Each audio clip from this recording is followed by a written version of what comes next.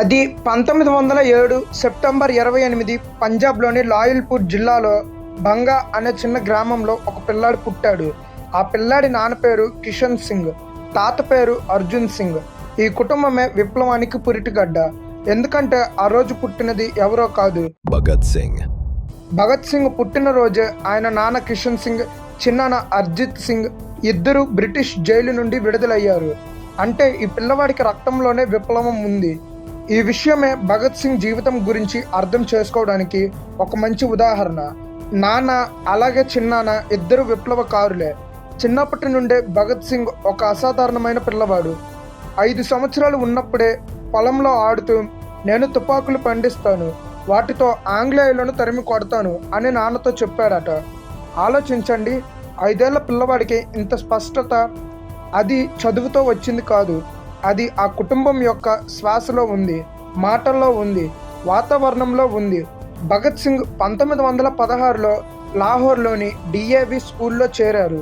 అక్కడే ఆయనకు లాలా లజపత్ రాయ్ వంటి మహానుభావులతో పరిచయం అయ్యింది. కానీ అసలు మలుపు వచ్చింది ఎప్పుడంటే 1919లో అదే జలియన్ వాలా బాగ్ మరణకాండ.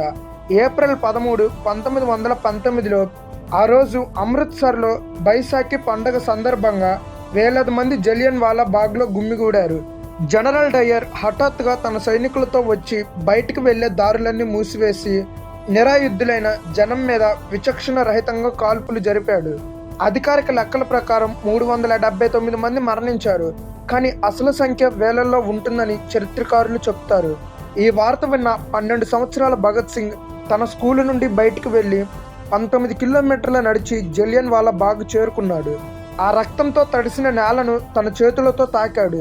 ఆ మట్టిని తీసుకొని ఒక సీసాలో భద్రపరుచుకున్నాడు. ఇది కేవలం మట్టి కాదు, అది ఆయన జీవితాన్ని మలుపు తిప్పిన మంత్రం. 1921లో గాంధీజీ సహాయ నిరాకరణ ఉద్యమం మొదలుపెట్టినప్పుడు భగత్ సింగ్ కూడా చదువు మానేసి ఉద్యమంలో చేరాడు. అక్కడ సుఖ్దేవ్, భగవతీ చరణ్ వంటి భవిష్యత్ విప్లవ సహచరులతో స్నేహం అయ్యింది. కానీ 1922లో చౌరీ చౌరా సంఘటనలో హింస జరిగిందని గాంధీజీ ఉద్యమాన్ని వెనక్కి తీసుకున్నప్పుడు భగత్ సింగ్ మనసు మారిపోయింది. ఆయనకు అనిపించింది ఏంటంటే అహింస మార్గంలో ఈ బ్రిటిష్ సింహాసనం కదలదు, వేరే దారి చూడాలని అనుకున్నాడు. అదే సమయంలో ఆయన కుటుంబం ఆయనకు పెళ్లి చేయాలని నిర్ణయించుకుంది. కానీ భగత్ సింగ్ ఒక చీటీ రాసి వదిలిపెట్టి లాహోర్ నుండి కాన్పూర్ పారిపోయాడు. ఆ చీటీలో ఆయన ఏం రాశాడో తెలుసా? నాకు పెళ్ళిళ్ళు, సంసారాలు అవసరం లేదని ఆ చీటీలో రాశాడు. అది చదివిన ఆయన తల్లి విద్యావతి కళ్ళు తడి అయ్యాయట. కానీ ఆమె అడ్డు పెట్టలేదు, ఎందుకంటే ఆమె కూడా విప్లవకారినే. కాన్పూర్లో భగత్ సింగ్ గణేష్ విద్యార్థి అనే పత్రిక రచయిత దగ్గర పనిచేశారు. అక్కడ ఆయనలో రాజకీయ చైతన్యం మరింత పదును తేలింది. ఆయన ఎక్కువగా లెనిన్ రచనలు చదివేవారు, సోషలిజం గురించి ఆలోచించడం మొదలుపెట్టారు. అక్కడే ఆయన హిందుస్థాన్ సోషలిస్ట్ రిపబ్లికన్ అసోసియేషన్ అనే సంస్థలో అనుసంధానం అయ్యారు. ఈ సంస్థ చంద్రశేఖర్ ఆజాద్, రామ్ ప్రసాద్, అష్ఫాకుల్లా ఖాన్ వంటి మహావీరులతో నిండి ఉంది. ఇక్కడ ఒక విషయం చెప్పాలి, భగత్ సింగ్ కేవలం తుపాకీ పట్టుకున్న కుర్రాడు కాదు, ఆయన అద్భుతమైన రచయిత. ఆయన రాసిన నేను ఏ దేవుణ్ణి నమ్మను అనే వ్యాసం నేటికి భారతీయ తాత్విక సాహిత్యంలో ఒక మేటి రచన. అక్కడ నుండి 1925లో భగత్ సింగ్ ఇంటికి వచ్చాడు. 1926లో నౌజవాన్ భారత్ సబ్ స్థాపించారు. యువకులను సంఘటిత పరిచయ పనిలో పడ్డారు. ఇదే సమయంలో ఒక చరిత్రాత్మక సంఘటన జరిగింది. 1928లో బ్రిటిష్ ప్రభుత్వం సైమన్ కమిషన్ పంపింది. ఈ కమిషన్లో ఒక్క భారతీయుడు లేడు. భారత రాజకీయ సంస్కరణలు నిర్ణయించడానికి వచ్చిన కమిషన్లో భారతీయులే లేకపోవడం అవమానకరమని ఆగ్రహించిన ప్రజలు దేశమంతా సైమన్ గోబ్యాక్ అని నినాదించారు. లాహోర్లో లాలా లజపత్ రాయ్ ఈ ప్రదర్శనకు నాయకత్వం వహించారు. సైమన్ గోబ్యాక్ అంటూ నినాదాలు చేయడంతో బ్రిటిష్ పోలీస్ అధికారి స్కాట్ ఆదేశాల మేరకు సహాయక అధికారి సాండర్స్ లాఠీ దెబ్బలు కొట్టించాడు. అదే దెబ్బలకు నొచ్చుకున్న లాలా లజపత్ రాయ్ నవంబర్ 17, 1928లో మరణించారు. ఆయన మరణం భగత్ సింగ్ను నిప్పులా రగిలించింది. ఆయన సుఖ్దేవ్, రాజ్గురు మరియు చంద్రశేఖర్ ఆజాద్తో కలిసి పగ తీర్చుకోవాలని నిర్ణయించుకున్నారు. డిసెంబర్ 17, 1928 ఆ రోజు లాహోర్లో భగత్ సింగ్, రాజ్గురు, సుఖ్దేవ్ మావర్క్ నడకలో వెళ్తున్నారు. వారి టార్గెట్ ముఖ్యంగా స్కాట్, కానీ అనుకోకుండా సాండర్స్ కనిపించడంతో ఆయనను కాల్చేశారు. స్కాండర్స్ అక్కడికక్కడే మరణించాడు. బ్రిటిష్ పోలీసులు వెంటపడ్డారు, కానీ చంద్రశేఖర్ ఆజాద్ నైపుణ్యంతో అందరూ తప్పించుకున్నారు. మర్నాడు లాహోర్ నగరం అంతటా ఒక ప్రకటన పడింది: లాలా లజపత్ రాయ్ మరణానికి పగ తీర్చుకున్నాం.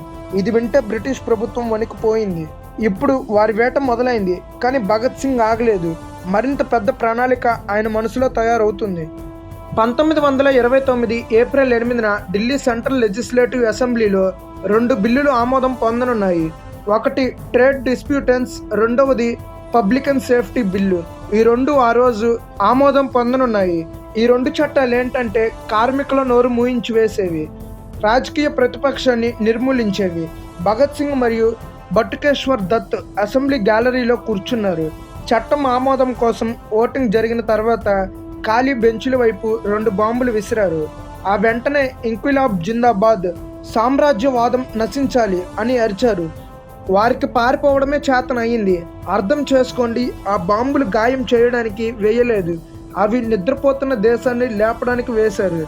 వారు అక్కడే ఉండిపోయి అరెస్ట్ అయ్యారు. ఇది వ్యూహాత్మక అరెస్ట్. ఆ కేసు ద్వారా యువత ప్రపంచానికి భారతదేశ గోడ వినిపించాలని ఆయన ఉద్దేశం. జైలులో భగత్ సింగ్ చేసిన పనులు విన్నా మీరు నోరు వెళ్ళబెట్టుకుంటారు. ఆయన లాహోర్ జైలులో రాజకీయ ఖైదీలకు సమాన హక్కులు కావాలని 114 రోజులు నిరాహార దీక్ష చేశారు. 114 రోజులు. ఒక్కసారి ఆలోచించండి, మనం ఒక్కరోజు తినకపోతే తల తిరుగుతుంది. ఈ 22 ఏళ్ల యువకుడు 114 రోజులు అన్నం తినలేదు. ఈ దీక్ష సమాచారం విన్న జతిన్ దాస్ అనే విప్లవకారుడు 63 రోజులు నిరాహార దీక్ష తర్వాత జైలులోనే మరణించాడు. ఆ మరణం భారతదేశాన్ని కదిలించింది. లక్షల మంది వీధుల్లోకి వచ్చారు. ఇదే సమయంలో భగత్ సింగ్ జైలులో కూర్చొని పుస్తకాలు రాయడం వంటివి చేసేవారు. ఆయన చదివిన పుస్తకాల జాబితా చూస్తే మతిపోతుంది. మార్క్స్ నుండి వాల్టర్ వరకు, లెనిన్ నుండి ఉపనిషత్తుల వరకు ఆయన అన్ని చదివారు.